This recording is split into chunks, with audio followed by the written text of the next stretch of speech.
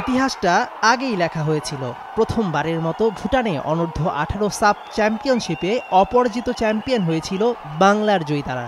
অভূতপূর্ব এ সাফল্য দেশের ফুটবল প্রেমীদের ভাসিয়েছিল খুশির জোয়ারে। সোনার হরফে লেখার মতো ইতিহাস যাদের হাতে গড়া, বাকি ছিল কীর্তির স্বীকৃতি মেলার। অবশেষে মিলল সাফল্যের স্বীকৃতি, সাথে পুরস্কার।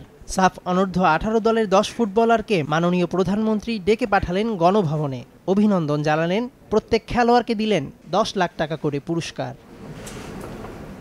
সাবজয়ী দলের 23 জনের 12 জনকে আগেই পুরস্কার দেয়া হয়েছিল, বাকি ছিল 10 জনের হাতে পুরস্কার তুলে দেওয়ার আনুষ্ঠানিকতা। এবার তারাও পেলেন এই কষ্টের প্রতিদান পেয়ে উচ্ছ্বসিত মেয়েরা।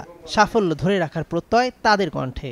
প্রধানমন্ত্রী যে পুরস্কারটা আমাদের দিল আজকে, সেটার জন্য আমরা অনেক খুশি এবং কেউ ধন্যবাদ জানাই।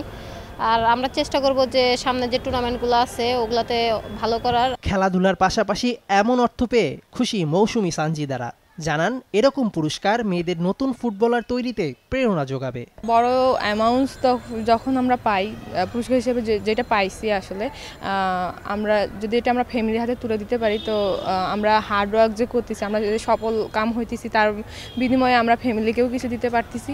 আজকে তারা এই পদক্ষেপগুলো গ্রহণ করছে বিধায় আজকে মেয়ে ফুটবল এত ভালো রেজাল্ট করতেছে। সবে তো মাত্র 18 ধাক্কা সামলালেন বাংলার জয়িতারা। সামনে ফুটবল মাঠে জাতীয় পতাকার সম্মানকে আরো চওড়া করবেন এমন আশা তো করাই যায়। মেহেদী নাইম, সময় সংবাদ, ঢাকা।